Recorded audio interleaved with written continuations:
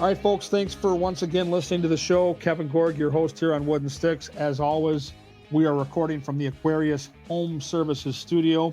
That studio is on the road right now at the tail end of a week on the East Coast with the Minnesota Wild. We are recording from Long Island and look forward to a matchup with the New York Islanders tomorrow night, which is Friday. You're probably catching the podcast day of. Hopefully, as this progresses, we have a lot of playoff hockey to talk about. We're going to get into that in our final segment here on this show. It's been an okay trip. It's been tough to lose in a shootout and in overtime for our favorite team, but I love the way the team is competing, and it really does look and feel like Ek and Kaprizov are getting super close to returning. We don't know that we'll see them over the weekend. As you're catching this, they are scheduled to play Dallas in a nationally televised game on Sunday, but I think the following Wednesday, that game against the San Jose Sharks might be one to keep an eye on for the return of one or maybe both of those big-time players for the Wild. They've got a little cushion in the standings, but again, don't be fooled. Calgary has a couple games in hand as we record here on Thursday, so I do think the Flames are the mark in terms of if someone can break our playoff hearts. I think Vancouver, with that brutal loss to Seattle on Wednesday night at home, 5-0, that caught us all off guard here as we were tracking scores after the disappointment at Madison Square Garden, but super helpful for the Wild. So it's a tough schedule, and it's been a long week, and these guys are giving it, everything they got. They look a little bit fatigued to me mentally, but physically they're out there making plays. I like what I'm seeing. I really do. And I think the key factor here is the goaltending. Gustafsson has put together an unbelievable stretch of hockey. His goals against is one thing, but save percentage kind of tells the tale. In March, it was up over 93%, and he's every night giving this team a chance to win hockey games. I do think they're going to need to mix in Marc-Andre Fleury at some point, and if they probably don't want my opinion, but if they did, I would say Sunday's game against Dallas would be a great time to do it. He's going to play one of those two games in a week and change when they're up in Calgary and Vancouver for the weekend in a back-to-back with a ton of travel. So Flower gets one of those two games. And I do think the fatigue factor on Gustafsson has to be at least considered. And Michael Russo brought it up in the post-game presser after the Ranger game the other night that, is John Hines thinking about that? Is it something they're going to take a look at? And the head coach did say he would, and they're going to consider that option. I assume Gustafsson plays here on Long Island, and we'll see what happens on Sunday. It would not shock me if they gave Flower a game. And, Flower's been great. Like, his numbers are solid, so it isn't like you're having this significant drop-off to worry about anyway. So we'll keep an eye on that as well. Today's show that we are going to focus a lot on college hockey. We just found out over the course of the last 8 to 10 days who will be the 4 teams to go to St. Louis to play in the Frozen Four. It starts next week on Thursday with a matchup from the NCHC that we saw in the championship game at the X just 2 weeks ago. The Pioneers from Denver University against the Broncos of Western Michigan. That was an amazing hockey game, and I expect this one to be just as good. The second game in the Frozen Four will be Boston University against Penn State. Penn State's been unbelievable. They had that big series win late in the regular season against the Golden Gophers, and that seemed to carry over into a postseason that was very impactful for them. They had a rough start to the year, but they are maybe playing the best hockey of anybody right now. Boston University is a blue blood. They've been there. Denver is your perennial power each and every year. And, of course, from a Wild perspective, we want to figure out how good Zeev really is. So, to me, this is the best time of year to talk college hockey. We've got the portal. We've got the defections for the Gophers. We've got all kinds of stuff going up in Grand Forks with North Dakota, one of the other blue bloods here in the Midwest, no doubt about it. So Brad Schlossman is our guy today from the Grand Forks Herald. Michael Russo is best in show in terms of covering the National Hockey League. Well, this is the Michael Russo of college hockey, especially from here in the Midwest.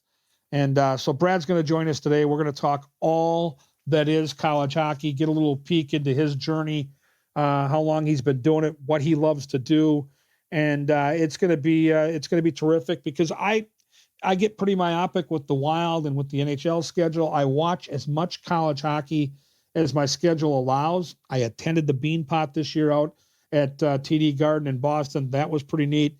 But this is a guy that can get us, behind the curtain and get us some real inside information. North Dakota just made a coaching change. Brad Berry, who was there for a decade and won a national championship, is out. Longtime assistant coach Dane Jackson is in. And I think it's going to be a really interesting conversation about how that went down and where this program is headed. Because if you're a Gopher fan, if you're a North Dakota fan, or if you're just a college hockey fan, you get paid today with Brad Schlossman.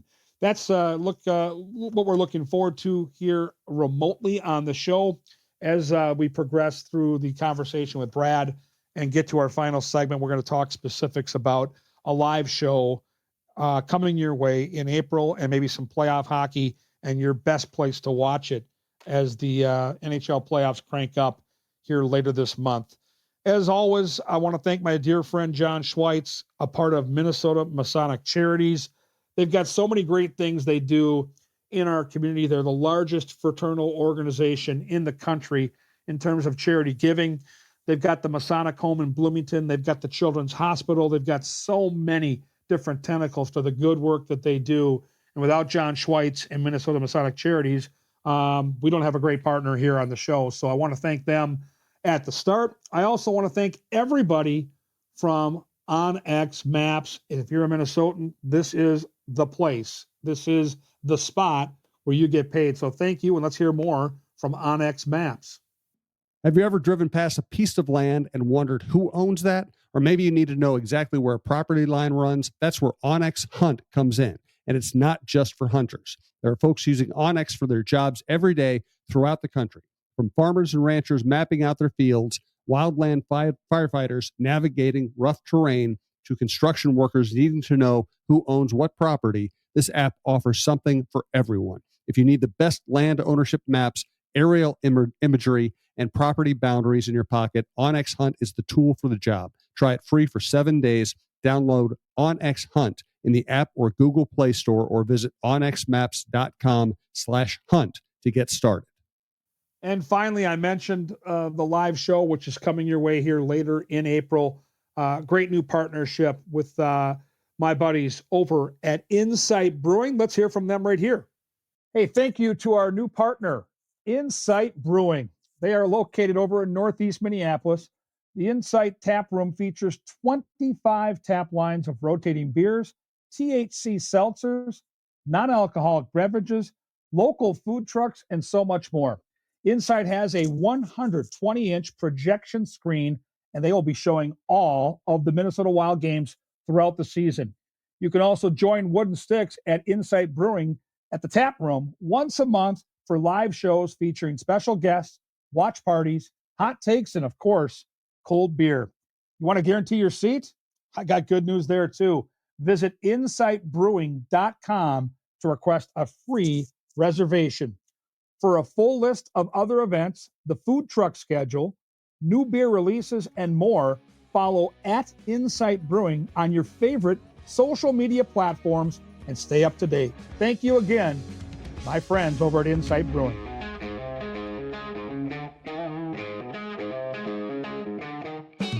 All right, we're back on Wooden Sticks, and as promised, the college hockey guru that is, and what a great time to have on Brad Schlossman, and up in Grand Forks, a lot of great news up there.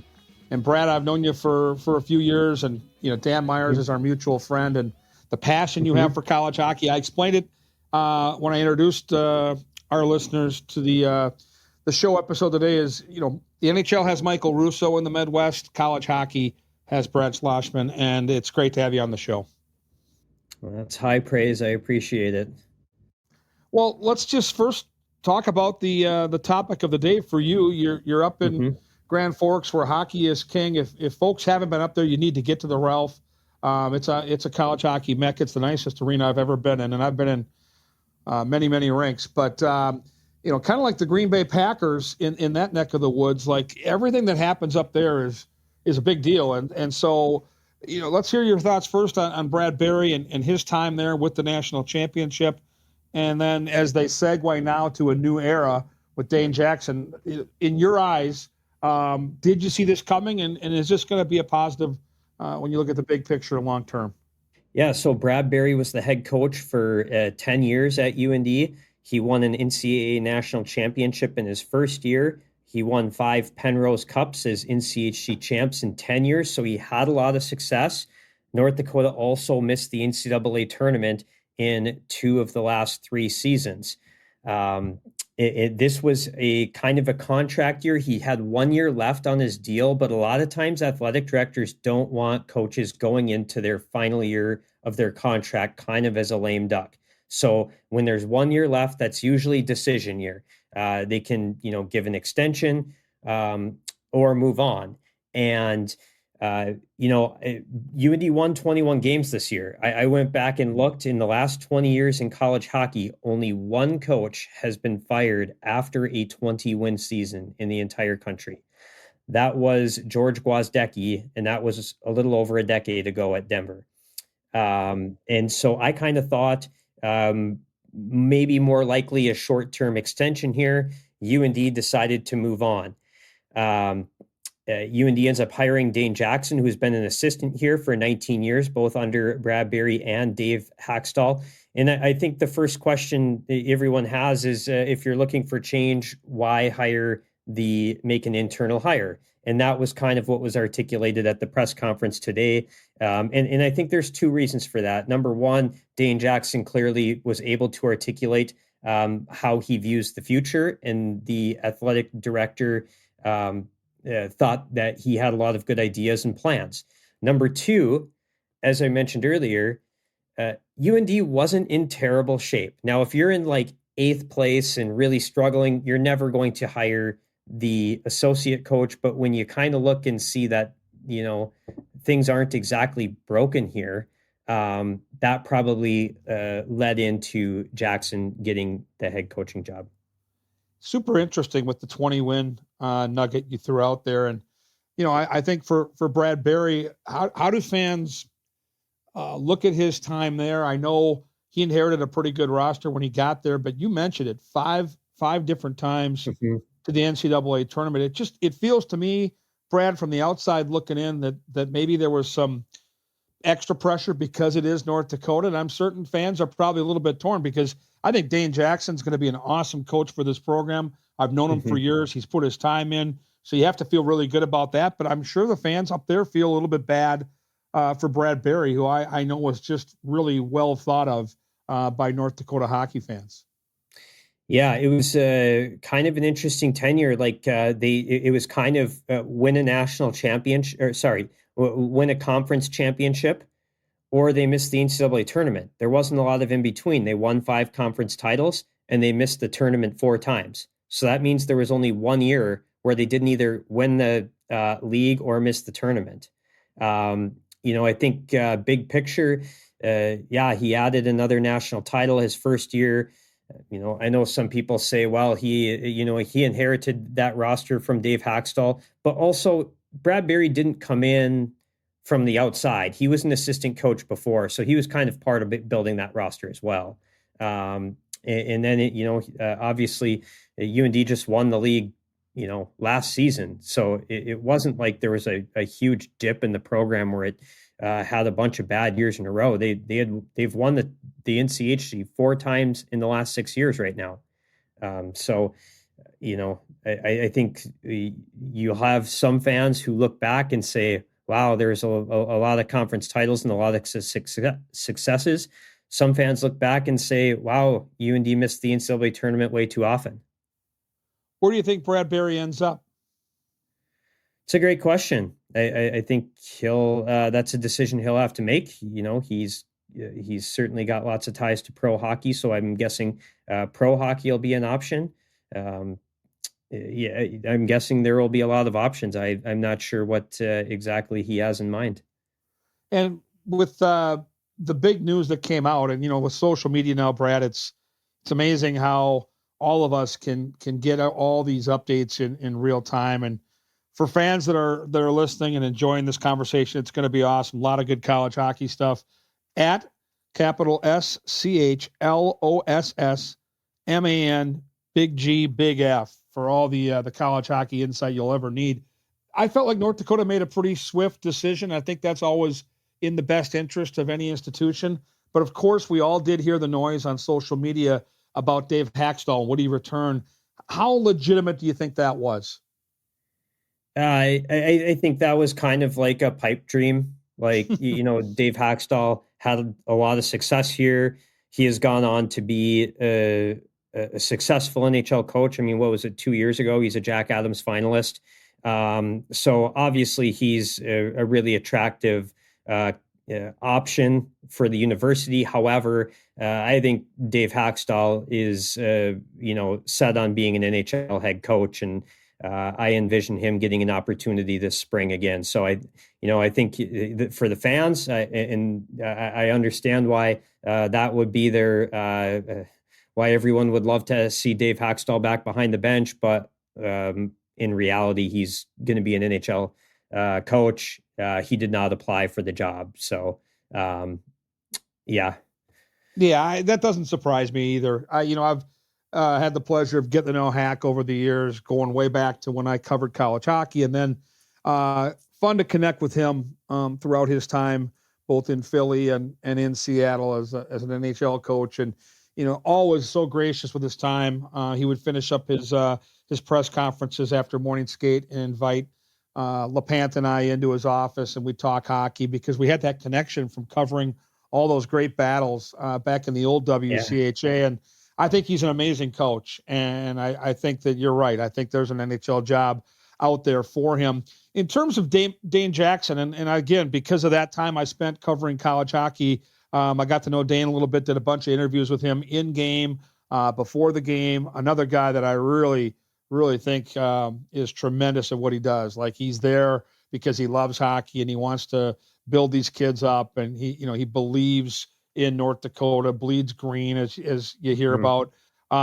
This has to be pretty exciting for him because I feel like coaches like Dane, we need more of these stories where we're not bringing in other guys that have already had chances at other places numerous times. This is a guy that's really put his time in, right?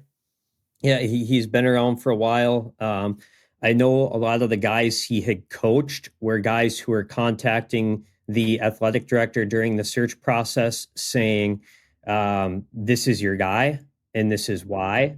They said that, they told the athletic director, this is the identity he played with, this is the identity he coaches with, and this is how his teams are going to look, and this is what they should look like. And a lot of those guys who contacted him are very prominent players.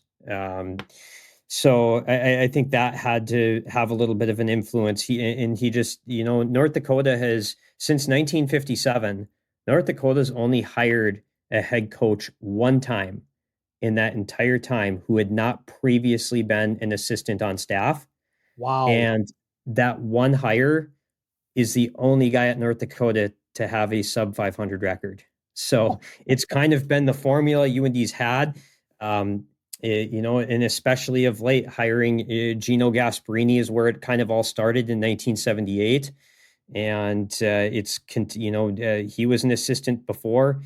Dean Blaze was an assistant. Dave Haxtell was an assistant. Brad Berry was an assistant. And now Dane Jackson. So it's kind of been a formula they've used.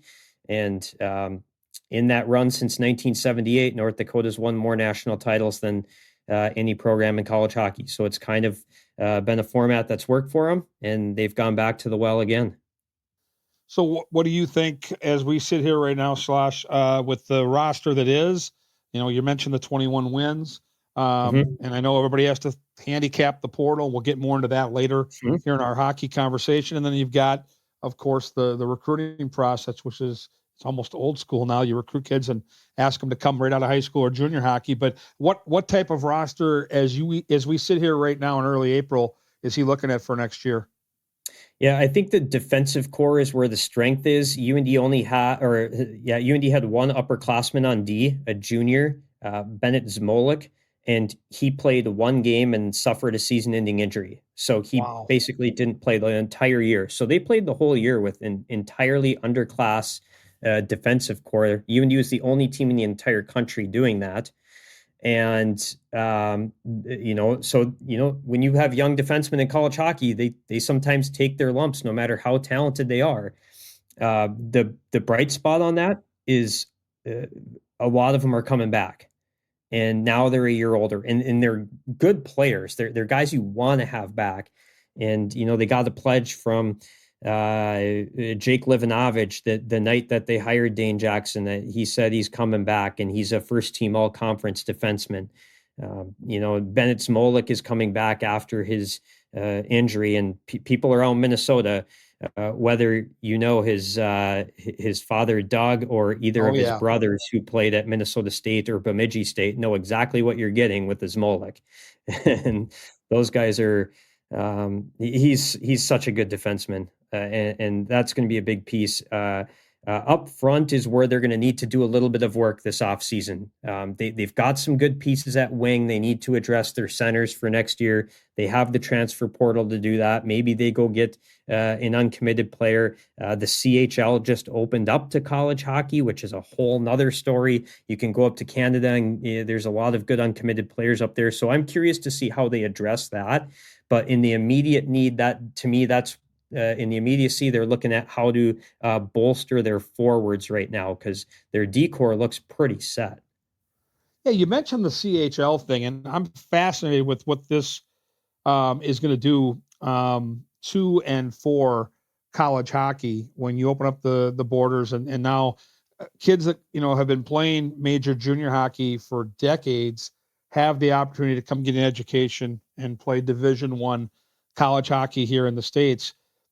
It just feels to me, Brad, looking from the outside in, like the talent pool is going to be great, but for these coaches, between this and the portal, along with the normal responsibilities that goes with recruiting, this is a mess. Yeah, and that's interesting you bring that up. One of the most interesting parts of the press conference today for Dane Jackson is he said he is going to, one of his assistant coaches, he is going to hire a general manager. And Wow.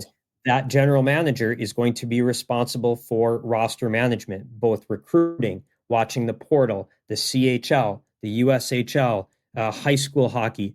And that is kind of in the current system. There's, as you just laid out, there's so much going on. And Dane Jackson said, we need to modernize how we recruit. And to do that, one of our three assistant coaches is going to be a general manager rather than an on-ice guy. So that is one of the really interesting parts that came out of today. And I get it. It is a lot right now that they have to sift through. The player pool just expanded significantly. And it'll be interesting to see if teams end up following suit. I could see it happening, but you're spot on. There is a lot going on. And it's not easy for coaches to manage rosters. Not only are you recruiting, you're kind of wondering, you're looking over your shoulder, wondering who's going to be back. There are players who have big seasons and, kind of behind the scenes, other teams are trying to poach them through the portal and with NIL money to entice them to leave programs. And it's just a weird time in college hockey where, a lot of programs have a guy that pops, and instead of celebrating it, they're probably thinking, oh boy, is he going to leave now? Is someone going to go offer him a bunch of money? And it's certainly a crazy time right now, and NCAA sports as a whole, and hockey is not immune to it. How much of an advantage is it, though, to be at a place like North Dakota? And I am fascinated with the general manager idea. As I look at this now and kind of as you were conversing there, think about it. It makes an awful lot of sense. And, you don't need 3, 4, 5 guys on the ice. You do need one person, though, to handle that responsibility and to have that information readily available to the head coach and the rest of the staff. So I think a lot of these coaches like Dane Jackson might get ahead of this. And, maybe years down the road, we look back and say, man, they were the trendsetters that set this thing up. But I mean, if you're at North Dakota and you've got the alumni that this school has specifically in hockey, and there's some good money behind that. I know hockey isn't like basketball and football with the NIL, but there is money available, and it has to be a big advantage to have the type of alumni that North Dakota certainly does. Yeah, I would say the biggest advantages right now when you look at money are the schools that have trickle down football money.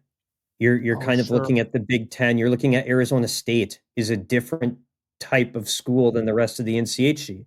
There are a couple schools out east that have a lot of money. North Dakota is working on building that up right now, but it is not where the Big Tens are at, with collectives and stuff. Um, what UND can offer is, like you said, kind of the hockey experience. It is the big sport on campus and in town. You walk into um, a bar or a restaurant here in Grand Forks, and I guarantee you, NHL Network's going to be on TV in the bars. You walk into the Ralph, and it's just a history museum to UND hockey, and it's a building that's aimed at developing players for the next level. So I think if you are just like a really big hockey person, like that is this town, like you were immersed in it. And the hockey team on a Friday and Saturday, you go around town, and it's kind of like, if you're in, Austin, Texas on a Saturday, or, a big college football town. I'm trying to think of some really passionate. Tuscaloosa, Alabama on Yeah, a you're in Saturday. Tuscaloosa on a Saturday. Everyone's Right. going to be wearing their Alabama stuff around town. You come here on a Saturday, every restaurant's going to be packed. Everyone's going to be wearing their North Dakota stuff. And it's 12,000 people are going to be at the game. That's more than any college hockey program draws. So it is, and the fan base is, intense. Like, they know who the third string goalie is. They know the third pair defenseman like the back of their hand. Like, they know the entire roster. It is not like a casual fan base. Uh, it is a fan base that uh, is invested in the team. So I think that is where some of their advantages lie. I think a lot of kids think that's a great place to develop and a great place to get prepared for the next level, where the microscope gets even bigger. Yeah, great point. So this is Wooden Sticks. So we always talk about going back, to where it all began. How did this journey start out for you? When did you fall in love with the game and know that you wanted to be attached to college hockey with as much passion as you have for that? As far as sports, I've always been into sports, and just about every sport. I watch just about everything. And, I think my mother will take credit for my interest in hockey. She's an Iron Ranger from Eveleth. Yes. And so her whole family it was big into hockey. Her brothers came to visit. I grew up in Fargo, and her brothers came to visit us in Fargo, and I was like 4 years old, and they were absolutely appalled that my mom did not have me on skates yet.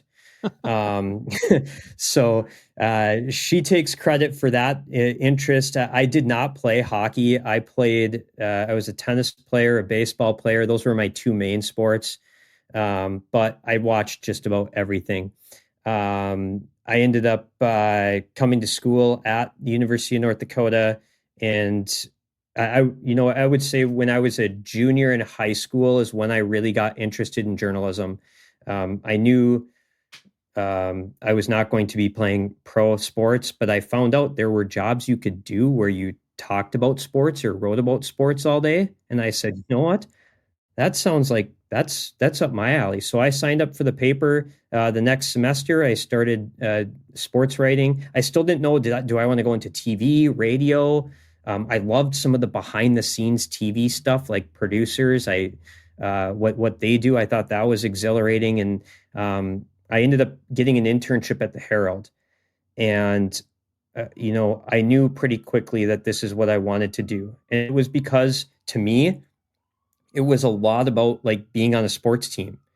In the media industry, it's competitive. Like, you're trying to break stories and trying to have the best story of anyone that's covering the same event.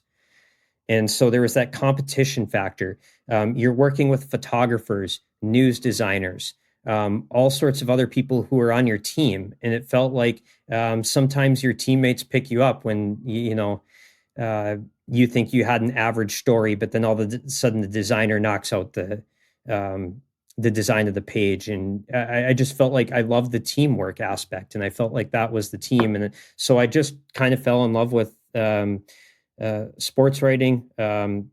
The guy who covered UND hockey before me retired after 36 years of doing it, and they moved me in. I had worked part-time at the paper. The year before, I covered the World Juniors, which were up here, and that was probably the best World Juniors of all time. It was Ovechkin, Crosby, Malkin, Ryan Suter was on that U.S. team, Corey Perry, Ryan Getzlaff, Shea Weber, Brent Seabrook. I mean, the rosters were insane because the NHL was locked out, so everybody played. Oh, that's right. And since I covered that, I think they said they kind of I didn't even apply for the job because Virg Foss retired pretty close to the start of the season. And they said, hey, you've kind of done this. Like, can you just start doing this for a little bit here and we'll figure things out later? And I guess it's 20 years later and they never told me to stop. So here we are. That's the long story. So with the Frozen Four coming up here, not this weekend, but the next, are you going to cover it remotely or are you going to actually be there in person in St. Louis? I'm going to cover it remotely with the coaching change, and the last 2 weeks 10 days have probably been the most chaotic 10 days I've had in my 20 years on the job. I've only covered one coaching search, and that one lasted 3 hours. So I've been, because with the portal opening, players signing pro, players maybe announcing they're going to come back, the coaching change, you're going to bed at 1:30 or 2 and you're waking up at 6 because you can't miss anything. And I need a little bit of a break. So I'm going to enjoy it on my couch.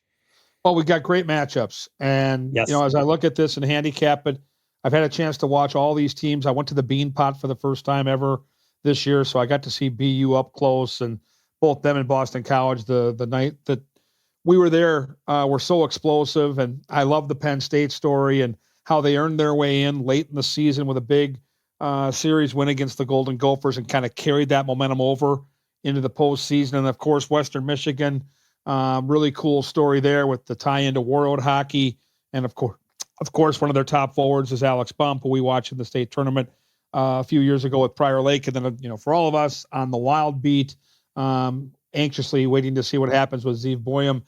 As you handicap these matchups, to me, I guess I would give slight favoritism, and I mean real slight, to Denver and BU, but I feel like both these games could go either way.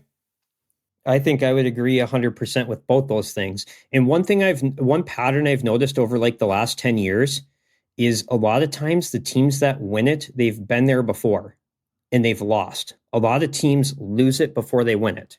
Yep. Or maybe they win it and win it again, like Minnesota Duluth did in 18 and 19.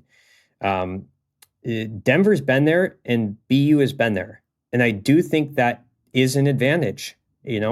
North Dakota won in 16. Well, they lost the previous 2 years. Denver won in 17. They lost the previous year. Minnesota Duluth won in 18 and 19. Well, they were there in 17 and lost. There's just a pattern of this happening. So I agree that you have to give those teams the advantage because they've been there. That said, hey, Western Michigan won the NCHC regular season title over Denver and the postseason title over Denver.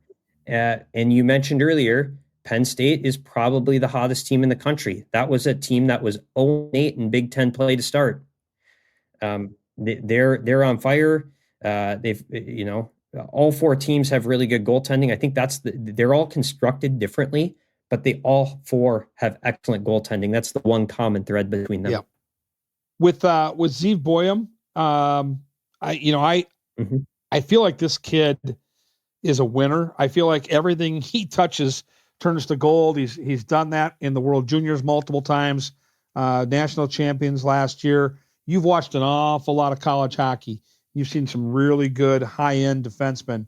Where does this kid fit in the great landscape of players you've watched? Yeah, as a freshman, so I do my rankings for freshmen every year coming in there, and I think I had Buyam at number 8 among NCHC freshmen, and I was like 17-year-old defenseman in the NCHC. That's Good tough. luck. That ain't, yeah, good luck. Like I realize he's going to be a good player, but as a 17-year-old, he's going to take his lumps. Uh, I still can't believe what he did.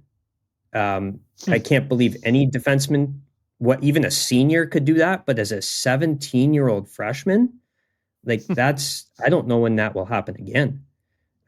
He just did a phenomenal job. Last year, I think it was a really wise decision for him to go back a second year. If you look at a lot of the guys that are having really good transitions to the NHL, like Cale Makar, he's kind of the one that set that trend. Like, no, I'm going to go back one more year. Jake Sanderson did the same thing. And it kind of became a trend that, hey, I'm going to, Quinn Hughes did the same thing. And so I think that was a really wise decision for him developmentally. He is elite offensively, big time. He's going to have some adjustment on the defensive end in the NHL, I believe. He still has developing to do there. So fans should be patient with that part, but his offense is so elite that he can change games. And I think, as you mentioned, he is a guy that rises up at key times. He was the MVP of the regional. He was he came through at the right time. And I think that might have won him the Hobie Baker Award. We'll find out in a week and a half here, but he was the guy who got his team through of the candidates. So, I think Wild fans have a lot to be excited about. And all of us who follow the NCHC, who watched the draft last June, I think our draws dropped, another inch every time a pick went by and he wasn't taken. But that was a steal for the Wild. Yeah, and I was surprised, and I knew the kid was going to go, I thought, in the top 5, but then to see the Wild make that aggressive move, and I'm with you. The offensive skills I'll never worry about with this kid. He's still just an 18-year-old, and I think he'll fill into his man body, and I think that will help him. And I think he'll have to adjust some of the things he does defensively. I completely agree with you that the defensive side, Wild fans are going to need to be a little bit patient. And I think him coming in, if he does come in later this year, will give him a chance to dip his toes in the water. And then next year into training camp, clearly he'll be a bigger, stronger kid than he is right now. And I think the unfair thing for Zeev is what Brock Faber's been able to do. Yes. And, you're the college hockey guru. You know how hard it is to do what Brock has done. It is not that seamless to go from college to pro. And I don't think it's fair to think that Zeev can come in and make that type of impact if the Wild make the playoffs this year that Faber did in his year. That just was out of world good. Yeah, you're spot on. And I would have never expected Faber to do what he did. I mean, that was he's been incredible, but they're very different types of players. Like Faber was, he was better on the defensive end than Buyam is. Buyam is more electric offensively, so they're different players. Fans should probably judge them differently. But that being said, I would be excited to have Zeev Buyam in the pipeline, and he's going to be a difference maker at the NHL level. So let's get to the portal. I think at some point the rules in this thing are going to be modified where kids can only maybe make one move, and if they make a second move, it has to be when maybe a coach has left. It's the wild west right now, Brad, and I think for fans it's really difficult because, as you mentioned, if one of their players on their favorite college team is having a great year, they're supposed to celebrate that and be excited, especially at some of these smaller schools. And boom, they have one good year and they're gone. how do we navigate this, not only as fans, but coaches, and is it good for college hockey? Is it bad for college hockey? My head spins when I try to follow all this. Yeah, it's a lot. I think it's a lot for college athletics, just to have so much turnover. I think part of what fueled it too was the fact that the COVID year was still there, so everyone had fifth years. And some teams couldn't fit in their fifth year guys. I thought it was going to settle down a little bit this year. It kind of hasn't. And, the one thing to remember too about all the guys going to the portal, a lot of those guys are being cut from their teams. And right now, there's that house settlement going on in the NCAA, and teams that are either mandatory opt-in teams or teams that will choose to opt in, they might have their roster capped at 26. So if you have a roster of 30 and you believe it's going to be capped at 26 next year, you're going to have to cut guys. And so those 4 guys end up in the portal. And now you multiply that by, 20 teams, and there's 80 guys in the portal. And it's strictly because of the house settlement. So I think that's, part of what's driving numbers up right now. I think there are probably some schools that are cutting guys to add CHL guys that they didn't know were going to be available until a few months ago. So, maybe it'll settle down here once those things get through, but there will always be that element of, guys potentially leaving.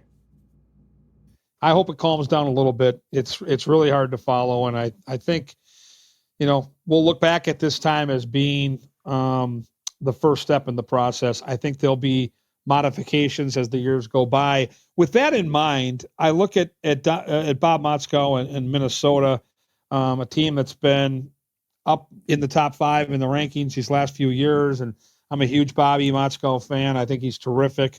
On and off the ice, just a wonderful guy, wonderful coach.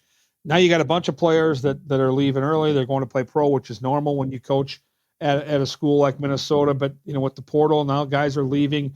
It looks like a roster that's borderline decimated, and I'm not used to seeing that with a team like Minnesota.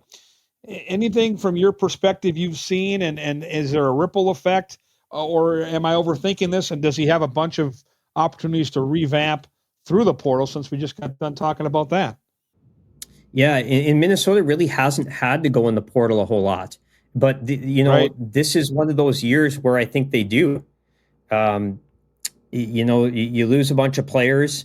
And I think one of the reasons we're seeing parity in college hockey right now is because of the portal. Now it's like in the past, like let's say 10 years ago, Minnesota loses all these guys.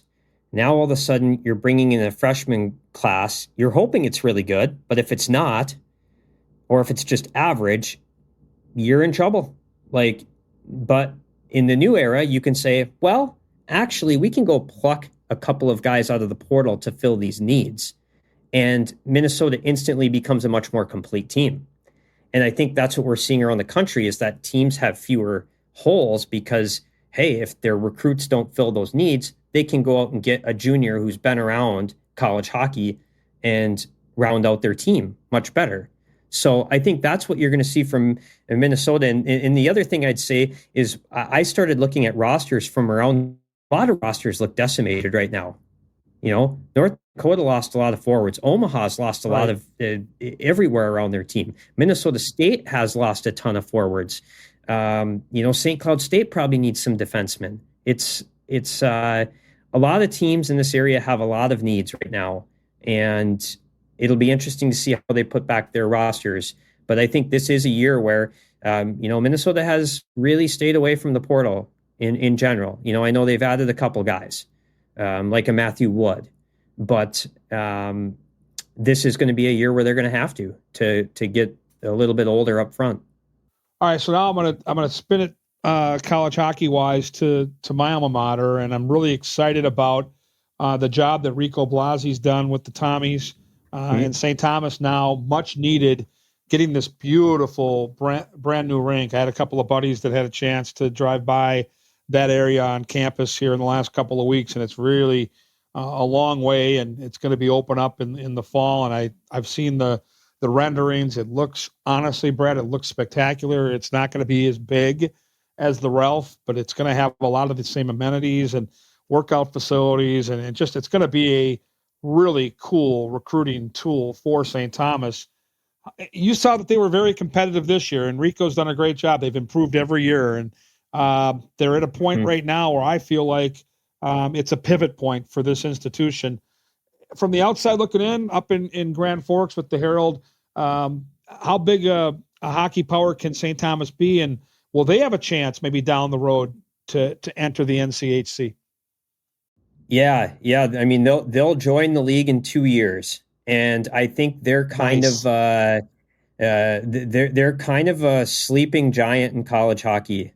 They're located in Minnesota, where we know there are a ton of hockey players. Minnesota's producing more college hockey players than anywhere in the country right now.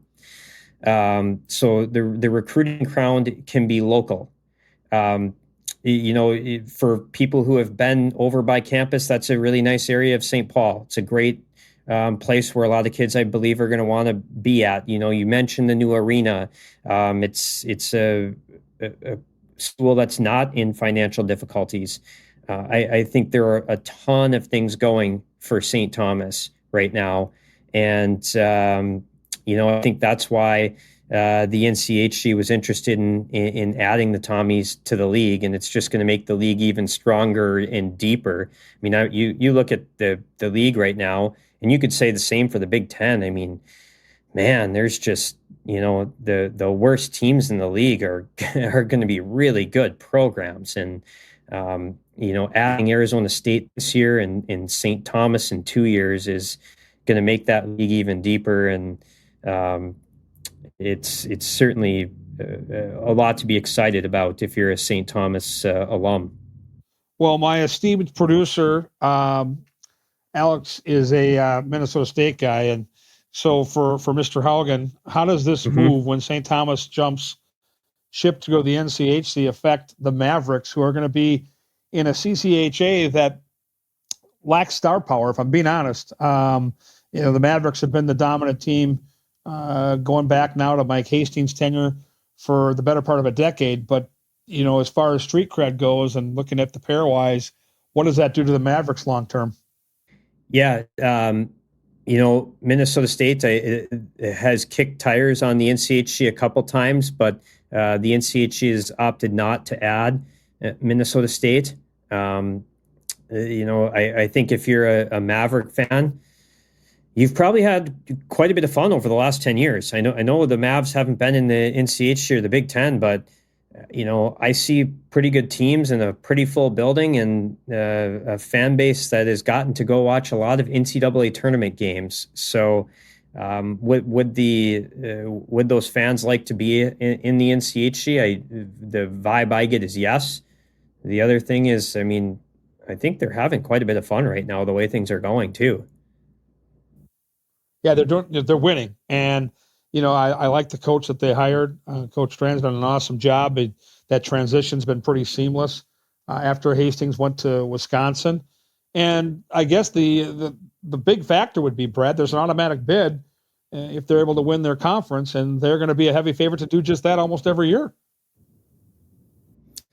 I think you're right. I think they've become the power team in that league.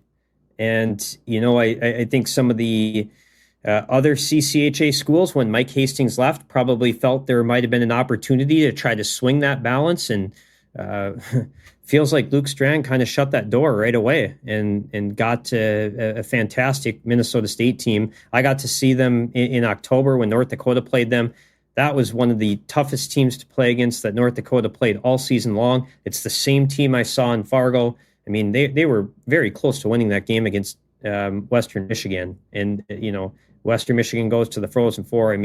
Minnesota State was really close to doing that. And, I was just impressed by the way that despite losing a bunch of players when Mike Hastings left, Strand put that back together pretty quick.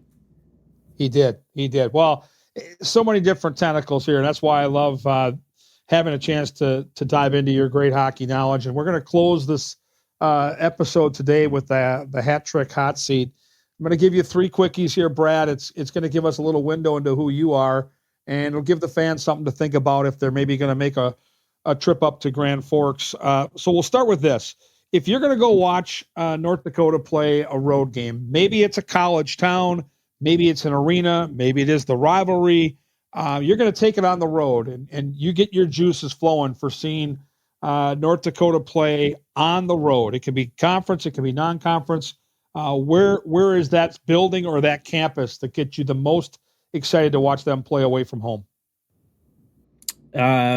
Oxford, Ohio, Miami University. That is my favorite road trip every year. I count down the days to when North Dakota goes to Oxford. It's just such an awesome town. It's so fun. Great food and bars and coffee shops and everything kind of right on the strip. That's like, I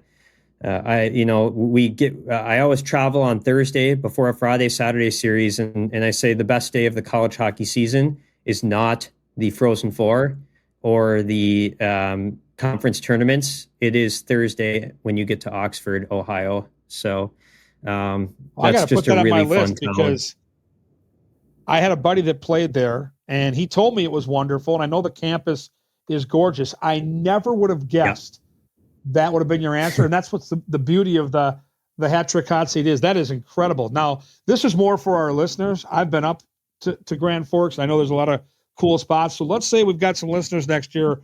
They're going to make the road trip up, and they want to get their pregame on at a place near the Ralph to have, the great bar food, the great atmosphere, to get ready to take in some college hockey. What would be your top recommendation for those hockey fans?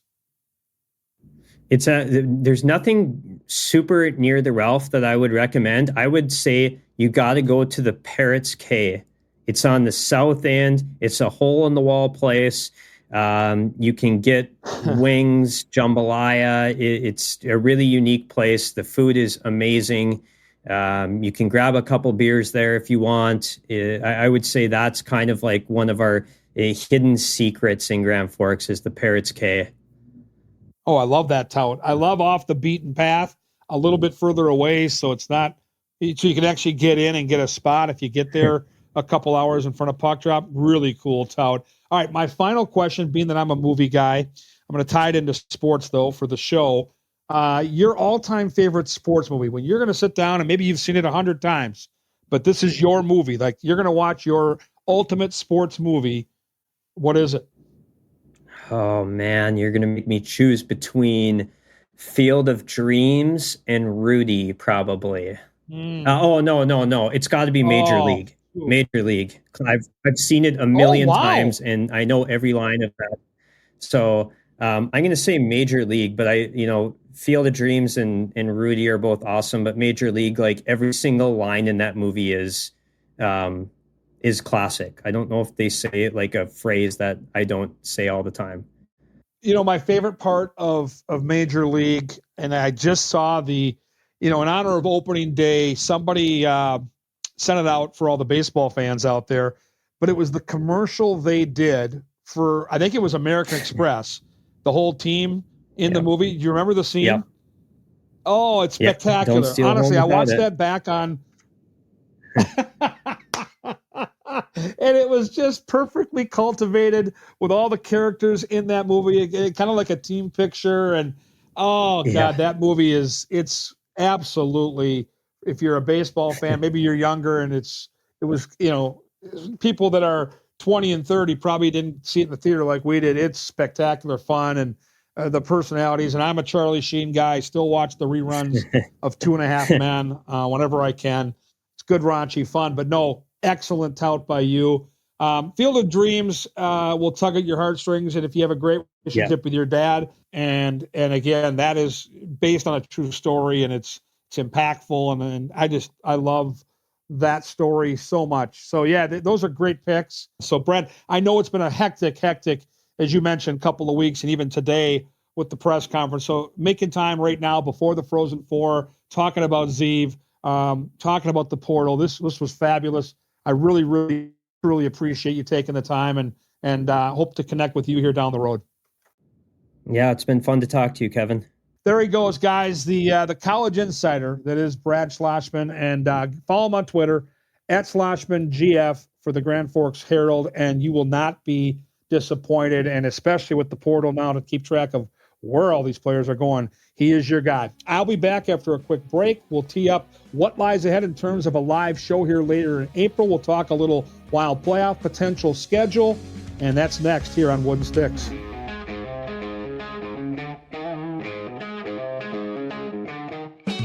Great to hear from all of our partners here. Final segment on Wooden Sticks. And I did mention at the end there, Insight Brewing, we're really pleased with the first couple of live shows. We got to do a watch party, first game back after the Four Nations break that Alex Stalock helped us out with. The Wild played the Red Wings on that particular afternoon and had that great come from behind victory. So that set the bar pretty high. And then last time out, we had our NHL guru, our buddy Michael Russo, on from North Seats, and he was, as expected, just outstanding. Had a big crowd. And now the weather, I think, is going to start to turn here. We've gone through a little bit of crud here recently, but now spring is on the horizon. Playoff hockey, our sights are set on that, and we think the Wild are going to be a part of it, which is really cool. So why not join us for a live show? Now, we're going to get the date and time locked in. We're going to have a guest that's a former player with the Minnesota Wild. That'll all be a part of our announcement. You can follow us on Twitter, of course, at Talk North or at Gorgamatic21 for all the insight on those live shows at Insight Brewing. And before I let you go today, I mentioned briefly that the Wild are looking forward to the return of Joel Eriksson Ek and, of course, Kirill Kaprizov. We don't know yet the exact game they return.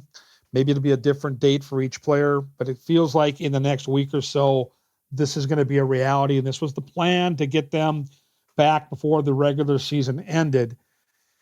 To me, the Wild have overachieved all year long, but specifically with the injuries they've dealt with. And I think the start at 18-4-4 was key to this whole process. But let's not forget, when Kaprizov went down in December, and he's played 3 games since Christmas. Think how long ago your Christmas or holiday celebration was. He's played 3 games since then.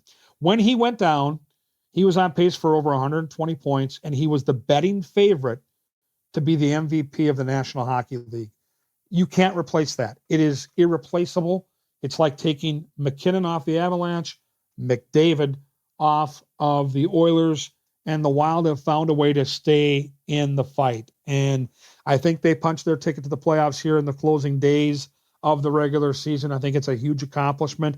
I hope that they're not too taxed because they have been really stretching the roles of their key players. When you're missing Ek and Kaprizov, and earlier you were missing half your blue line, everybody else has to step up, play more minutes, play in bigger spots. You know, Boldy and Rossi have had their ups and downs, but man, they are guys that the Wild have leaned on heavily. Matt Zuccarello, a veteran player, leaned on heavily. The top 4 now on the blue line, finally healthy again, really being leaned on in significant fashion. But you get Ek and Kaprizov back here, and if they are the players that they always are, look out, because the silver lining to this whole thing is they're going to be fresh. It's going to be a daunting task. It's the best division in the National Hockey League, and it's not close. And because the Blues have rattled off 10 straight wins, you're likely not going to get that matchup with Vegas and crossover. The Wild are most likely going to be stuck playing a team like Winnipeg and then facing the winner of maybe the marquee series of the first round, which is likely going to be Colorado and Dallas. The task is extraordinarily daunting. They're a year or two ahead of their quote-unquote time, but it sure would be fun to have a healthy Ek and a healthy Kaprizov with those fresh legs. So keep an eye on when they return and how they look. It's probably going to take them a couple of games to get up to speed, but the Wild have earned this, and they earned it with what they've done, not only with that start, but how they've been able to kind of stay relevant and almost tread water, which is what they needed to do with this depleted roster. And right now they're in a really good position. And if they get these guys back and get them a couple, 2, 3, 4 games under their belt before the playoffs, this could be one of those sneaky teams that just gets in the playoffs is overlooked and could overachieve. They've been doing it all year long. They were not predicted with a healthy roster to be a playoff team. I do subscribe to a lot of different publications, leading off with the hockey news. And, you go online and TSN and all these different outlets through Canada and through the States had them picked to be around 9th, 10th, 11th, some 12th in the West with a full roster. And they have completely overachieved all season long. So don't underestimate this hockey club if and when they get in, and we'll be right there for you with some of those live shows. So great to have some college hockey talk today with Brad Schlossman, and keep an eye on at SchlossmanGF on social media, specifically X or Twitter, if you want more in-depth look at this portal and how these programs are going to build and rebuild here in the off season after the Frozen Four wraps up. For me, it's one more game on the East Coast and then back for some home hockey, and then of course the stretch run, which takes us back on the road next week to places like Calgary and Vancouver. The Wild will close out the regular season with a home game against the Anaheim Ducks, and we're going to have it all covered for you here on this show. So stay tuned for more big things, and thanks for listening today to Wooden Sticks.